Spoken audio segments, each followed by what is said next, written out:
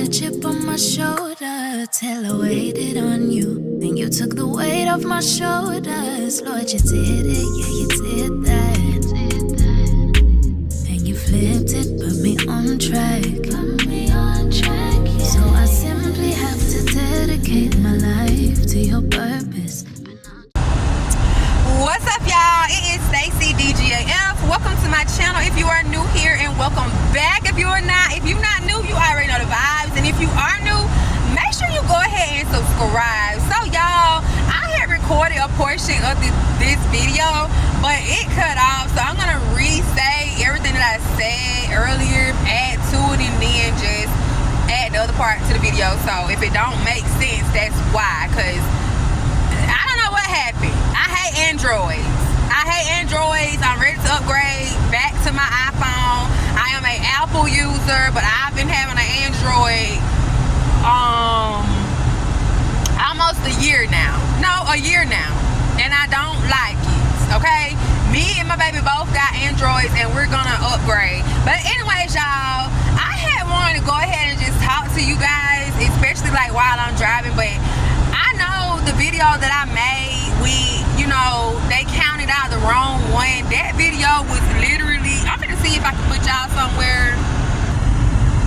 Alright, so I really didn't have no place that I could put y'all. I gotta get all my equipment and stuff back. But anyways, y'all, so like I was talking about in the video, I understand that video really is coming out very harsh to people, and it's just like you don't know whether to like it, whether to comment on it, like what in the world is going on. So I'm gonna say to y'all just like this. When I was homeless, I went through 3 years of not being able to speak on nothing.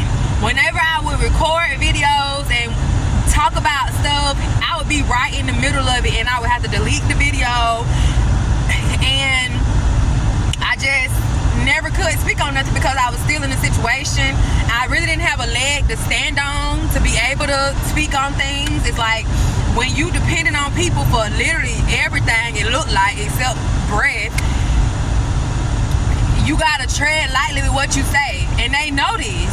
And a lot of times people will say stuff like, oh, people will try to come in your house and take over. Well, in my case, that was not the case. I never went in anybody's house trying to take over their house. I never went in anybody's house being disrespectful. I came into their house asking what bills did they need help with, even though I didn't even have a job or a real means to find the money. But I was like, hey, if I could find money for motel rooms, I could find money to help people in their house. And they would tell me, oh, you don't have to worry about nothing. I would even clean up. It was some very dirty spaces that I had to, shack up in, and I would clean up. It wasn't appreciated. People would treat you like, oh, you're their in-house slave, and then it wouldn't be long before they started showing their true colors and making it very unbearable for me to live there. But at the same time, knowing that, again, I don't have a leg to stand on at the time, so it's not a whole lot that I can comment on. And if I do comment on something, case in point, an example, I stayed at this guy's house. We agreed that I was going to stay there for 2 weeks with my daughter, and I was going to stay there with him because I had a job interview, and I just knew if I got this particular job, I would be able to start working and have a week in the hole and go back to the motel. So what ended up happening, we get there to his house, and he starts texting these very long paragraphs.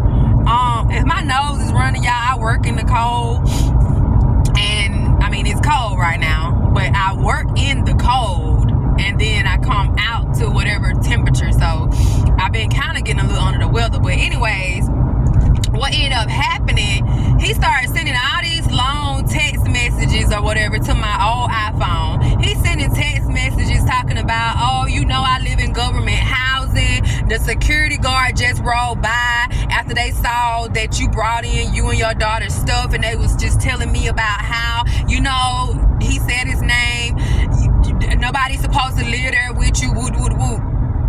And so he was like, oh yeah, that's just my cousin. They just stopped by. They're not staying. They just da-da-da. So he was already setting the whole tone, even though he said I could stay there. So that was the very first night. Like, got there, he even picked us up. He picked us up, because mind you, I didn't have a car. So once we got there, now you sending these text messages that night. You tell me, oh, you can have some wine or whatever. And y'all, I ain't gonna lie, when I was homeless, baby, alcohol and smoking weed, that was my thing that I had to get. I had to get something to get through. Do not judge a soul out there on them streets who need a little something to get through. Don't you have something when you get the fuck off your 9 to 5? So it's the same way. Only difference is you got somewhere to unwind. They just unwinding on the streets or in the car like I did, or in the motel room. But anyway, offering up your wine. So hell yeah, I want it. But ended up only being there 4 days. Now, what I was saying is people being entitled goes back to the job interview. Now, he had a vehicle. This was nobody that I was dating. I want to put this out there. This was never nobody that I was dating. When I was going out and about being homeless and asking for help, I asked for help from anybody that I had done talked to, done dated, classmate, somebody that might want to talk to me, just anybody I felt like was gonna help. Like family, I went to everybody, but family definitely did not help me. Family, I don't have one family member that sent or gave anything. They tried to be petty about it, and I've been looking at a lot of the ones that was trying to be petty about their little $15. Yeah, but anyways, so I had a job interview and they wasn't gonna take me. They was like, oh, you need to find your ride, da da da. I'm like, okay, that's fine, cool. So found the ride to the interview, and then here they come. Oh, well, how did your interview go? Oh, it was good. Where was your interview at? And I was like, I'm not telling you that. Like, you didn't even want to give me a ride, and now you want to ask me where my interview at, how it went. And I was like, I'm not telling you that. And they was like, you know who house you're in right now? And I was like, I'm very aware of who house I'm in. I'm still not going to tell you that. And like I said, it only lasted with me being there 4 days because they did everything in their power to make sure we had to go. So the little 2 weeks that I thought I was going to get, I didn't get. So then they was texting my phone, oh, well, I'll help y'all get a motel room, da da da. Okay, it turned out to be a lie. So I ended up getting my own motel room, and then they dropped my stuff off along with somebody else that was helping me. They parking looking crazy as hell or whatever. So alright, so pretty much they parking looking crazy as hell at the fact that, oh, I actually did get a motel room. But see, that's the thing, God always sent destiny helpers my way. Like the whole time that I was homeless, I'm not gonna sit up here and just make like, oh, it was just this best grand experience. It was not. It's not something that I wish on my enemy, unless that's what God got for you. Then yeah, but I don't even have enemies. But an enemy of mine, if I'm an enemy of theirs, you would know it, because I'm gonna terrorize the fuck out you. But if you're my enemy, you dislike me, I still wouldn't wish what I went through on nobody, even though people was living it for me. Homelessness wasn't just, okay, you don't have a house, but it was also, you need to mature in this way. You need to let go of these people. You need to start seeing people for who they are. And I know in the last video, you will hear me talking about people, and it's like, girl, you ain't forgave them. I have forgiven them. What has happened is I no longer talk to people with respect. I no longer talk to people with the pedestal that I once had them up on. What ended up happening was I went homeless, broke, busted, and disgusted, and God allowed all of that. So this thing just keeps shutting down, y'all. But anyway, long story short, short story long, people really just showed me who they was, and I needed homelessness to really show me some things, to really heal from childhood wounds. And I know y'all hear me talk about that, but I really had a very tumultuous childhood. I'm talking about from child molestation that occurred through a sibling that I will be discussing, and it's not my whole sibling. I tell people all the time, I have a half sibling and I have a whole sibling. One sibling and I only share the same mother, and then the other sibling and I, we share the same mother and father. And that half sibling hates my guts all the way through and through. And yeah, occurred with the exposure of pornography at a very young age of 7, and then performing sexual acts on the other sibling that was coerced through the half sibling. And I'm just talking about everything right here because that was a real thing that happened. And you walk around hating me, but really, you really should hate the egg donor that was whooping on your ass and everything else when she 30 years old and you 12. I'm breaking up fist fights from this grown bitch putting their hands on you. And whatever happened, it happened. I forgive you because something obviously was going on with your ass. I don't fucking know what the fuck was going on with your ass, but I know what the fuck was going on. I know that you spent years talking shit about me like a dog, putting your hands on me, trying to just really take me out of this motherfucker. I know that. And I know the middle sibling would never sit up here and voice it directly to you because she's scared of you. I'm not scared of you. The whole time when we was kids, yeah, you had that type of control over me. But as an adult, healing, like I said, y'all just want to hurt my body physically, but it's not going to satisfy y'all, nor am I going to allow nobody to hurt me. But things happen, and you have to ask yourself, why are you so mad? Why are you so angry? Why are you always out here dogging me out to anybody that would listen? And I'm your sibling. Nobody can come to you and say I said anything about you because I don't. When it comes to my siblings, even though I don't talk to y'all, I would beat that lady's ass behind y'all. That's the part that y'all don't know. She has triangulated all of us so much so none of us as adults have good relationships. You mad at the wrong fucking one. I still protect y'all to this fucking day. I found out something that happened to you in years after it fucking happened, but that bitch can gossip to me about everybody fucking business, but couldn't tell me my sister was almost taken up out of here at the hands of a man. How do y'all think I really felt when I see this stuff about my family? It's not kiki kaka to me. Y'all hate me. I don't hate y'all. That's the reason I had to separate from all of y'all, because the things that y'all have done are just downright malicious and violent and painful, and I had to heal from that. That's a glimpse of that. I had to heal from the molestation of the god grandfather. I had to heal from the fact that I reported him to the egg donor and she did nothing and put me back in the environment that the molestation was going on. I had to heal from the other men that was taking advantage of me as a child, and the woman that took advantage of me when she was 19 and I was a child. I had to fucking heal. I had to heal from the child abuse that was endured by that fucking bitch of a mother who was beating us for a little of fucking nothing, then putting me in motherfucking foster care and took my whole childhood. So I don't get to develop all these good friendships like everybody because I was too busy bouncing from one fucking place to another. In 2 years, I went to 6 different schools. I had to heal because even being homeless, that shit was becoming my child's life. Taking her, putting her in this school, can't stay there long. Putting her in that school, can't stay there long. Not even if it is the same towns. The fact that she couldn't even get settled because of bullshit. I did not want that. This is super vulnerable and I don't give a damn. I'm not talking to make nobody feel like nothing. These are things that have happened. These are things that get swept under the rug, and people have the audacity to walk around angry and lying and doing God knows what when it comes to me, but will not own up to what they did, how they really are, and the hatred and jealousy that they have in their heart for me that caused them to act like that. That causes them to not be able to be at peace when they see me, even if I'm in the same room and I'm quiet.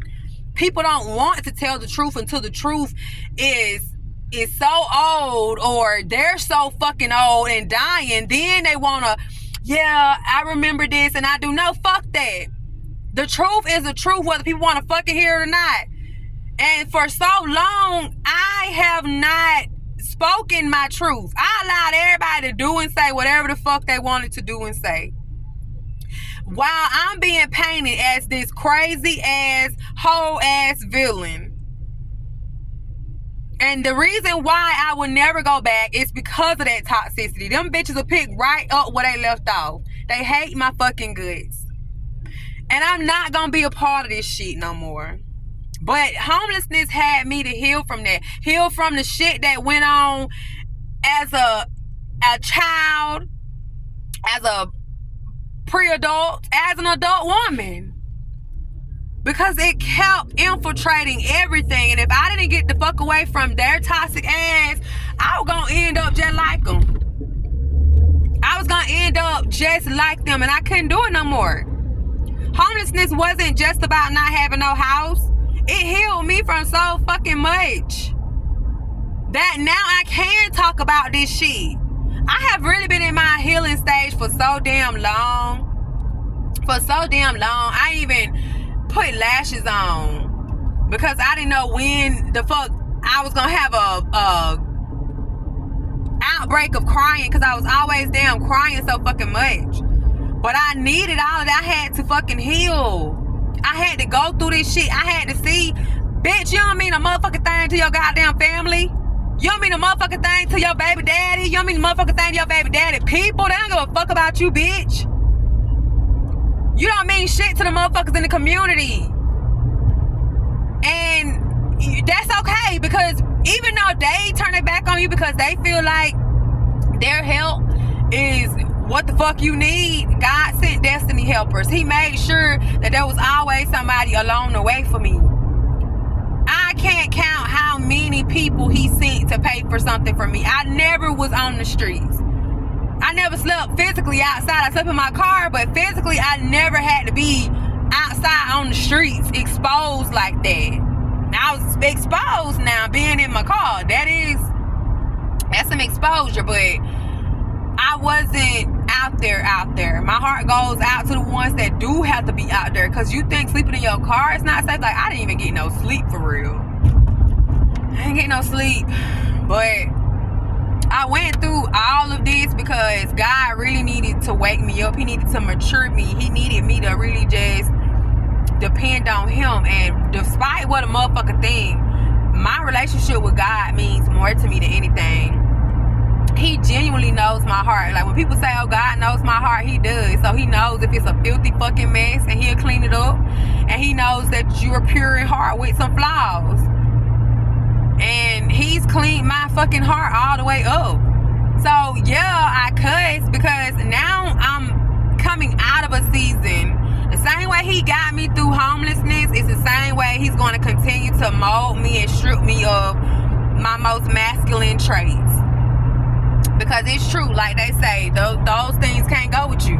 Getting drunk can't go with me. Smoking weed can't go with me. Cussing motherfuckers out can't go with me. Putting hands on motherfuckers cannot go with me. Like, I'm no longer in the streets. I no longer have to have this type of energy to survive. But at the same time, I'm also not just on this energy as a masculine type of woman, but I'm on this type of energy because it goes back to what I first said in the beginning. I just haven't been able to just speak on different things. People pop that shit for 3 years, and I'm gonna speak on that shit. I'm not just letting everybody get away with whatever the fuck and then just, oh, okay, life is better, so let's just act like nothing happened. No, fuck that.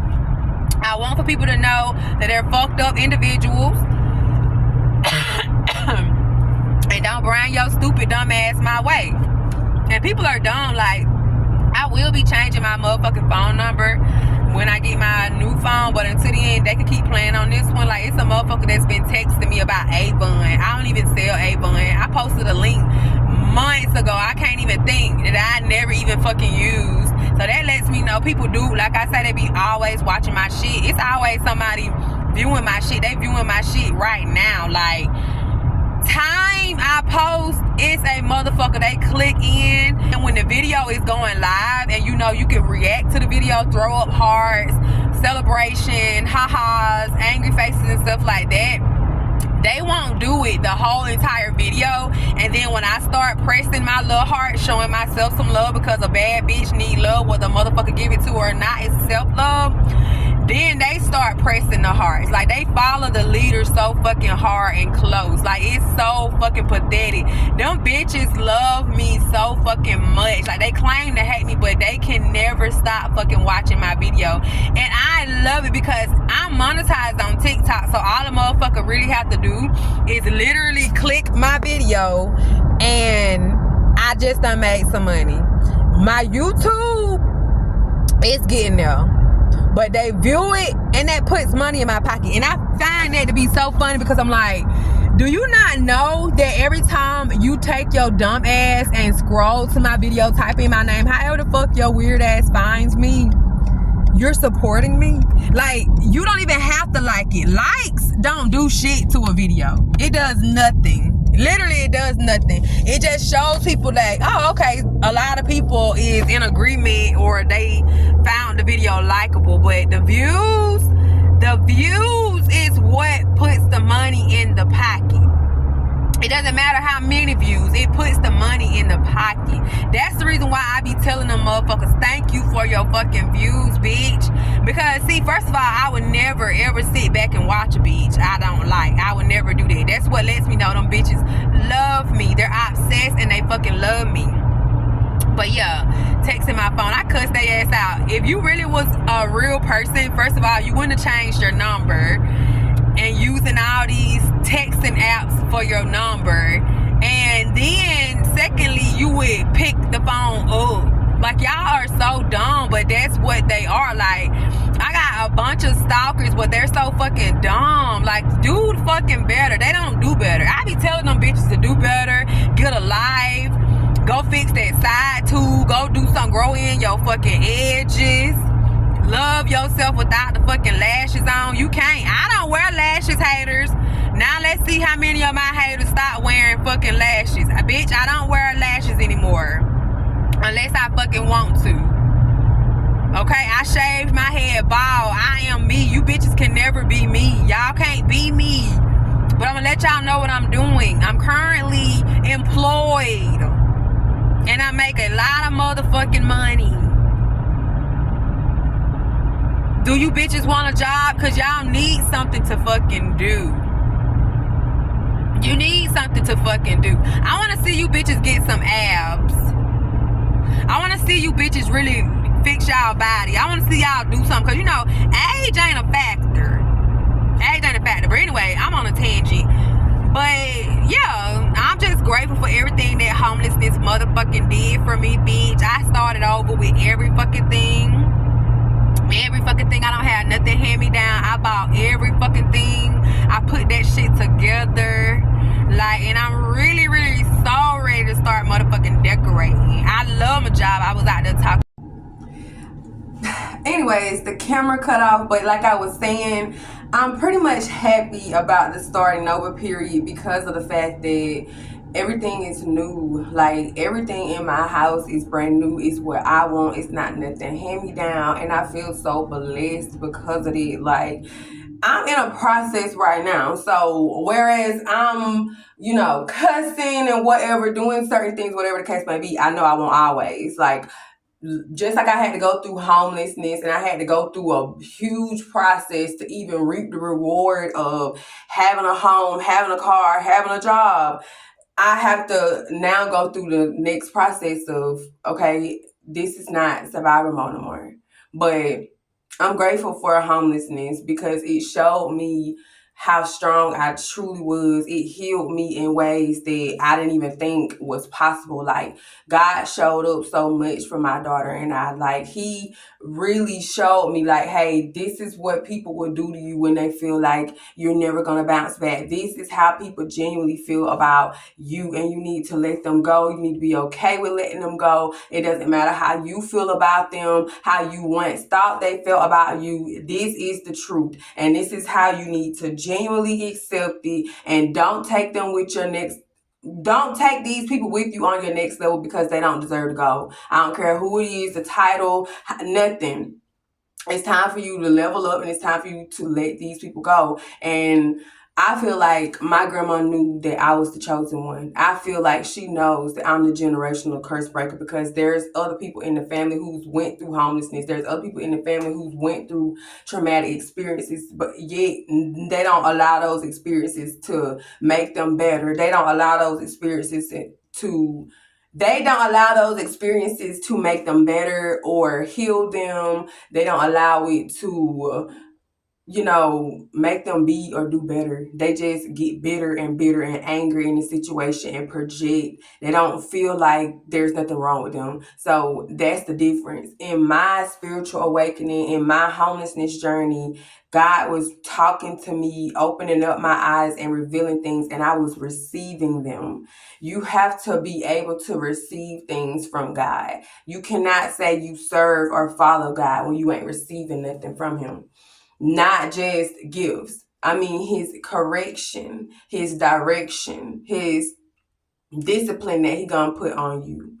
And people can say what they want to say. That's the reason why you got to have your own relationship with God. That's the reason I don't care what nobody got to say about me, because I know I have my own relationship with God. I'm not worried about how other people feel or what they may see.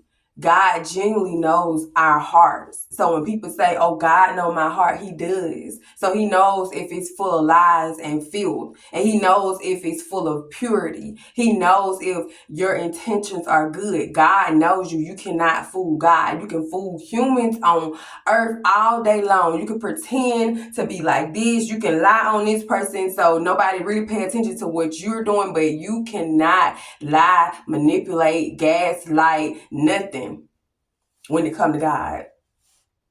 That's why you have to show up to him as your real authentic self. That's why when you talk to him, you got to just go ahead and tell him the truth. He knows already. Just stay in communication with him. God helped me to not be ashamed. If I was ashamed, I would have went through the homelessness journey in private. Nobody would have known except these little crabs down here. The platforms wouldn't have knew. But I had to get to a point of not caring. That's another thing that God took me through. Stop caring. Stop worrying about what people think. People gonna always have something to say about you. They didn't like me. So they're going to reject you because you got me in you. So it's not you they're rejecting, it's me in you. I have to let people be what they are. It's a process. Like I'm going through my process and I'm grateful. So I'm never going to delete videos because I want for people to see, like, look at the shit that she used to talk about. Look at the shit that she used to say. Look at the mindset that she was in. And then look at the elevation. I've deleted plenty of videos, but I've been intentional about the ones that I've posted, whether they resonate or make sense or people feel like I should put it out there. I feel like this is my platform. This is my narrative. I'm no longer making content for people to like. I'm making the content I like. I'm talking about the things that I want to talk about. And I'm expressing myself on my YouTube channel, TikTok. And those who rock with me, gonna rock with me. Those who need to fall off, gonna fall off. And that's just what it is. But homelessness was not all bad. It really shaped and molded me. Like, I never thought I was gonna come to this side, because who would have knew it would took 3 years to get a house, to get a car, to get a nice paying job. Who knew it would take 3 years to heal from decades and decades worth of stuff? Who knew?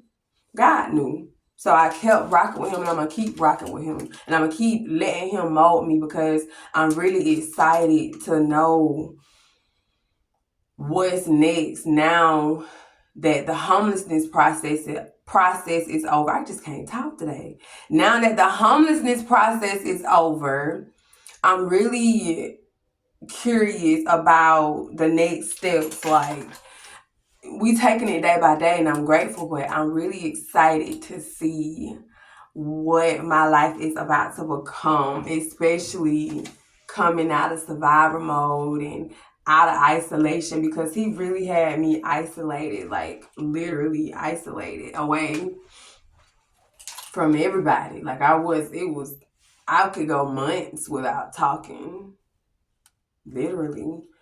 But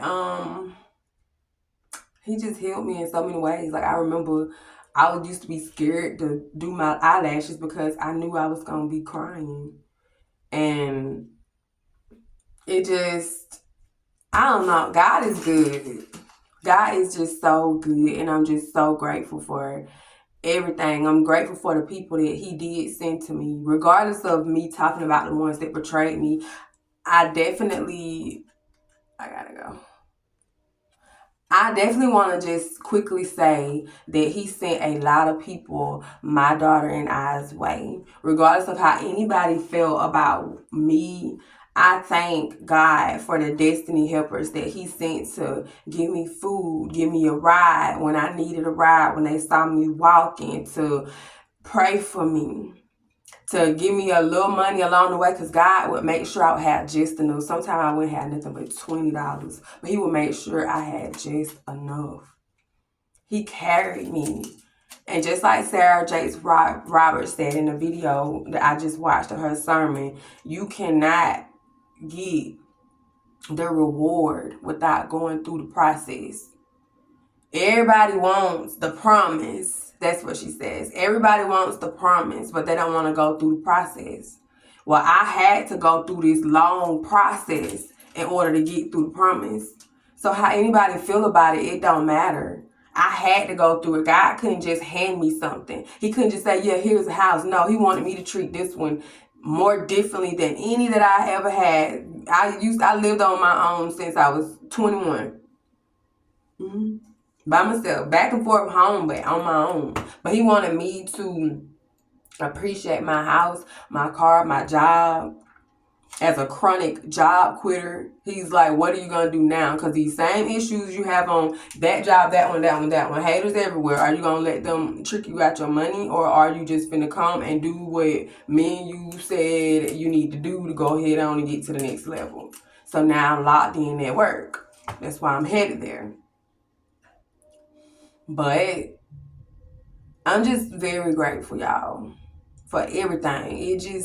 It's such a beautiful thing to be living in an answered prayer that sometimes you don't even realize you in, because you really literally out of survival mode or coming out. So you might think it's crazy that I feel like homelessness wasn't all bad. But when you get to the other side, you will literally see everything that God brought you out of, how he was protecting you from danger, and really there listening, showing up, talking. And even now, that's why I say I'm excited about the now, because we partnered up now. And I'm excited. Like, I'm really excited to see how he gonna transform me, how my language is gonna talk, because it's been a whole hood chick that he allowed to, watch over me, within me, and very masculine energy. But I do believe he's bringing me back to my feminine side. Man, I can't talk. I do believe he's bringing me back to my more feminine side, and I'm going to pretty much get back to how it's supposed to be. I wanna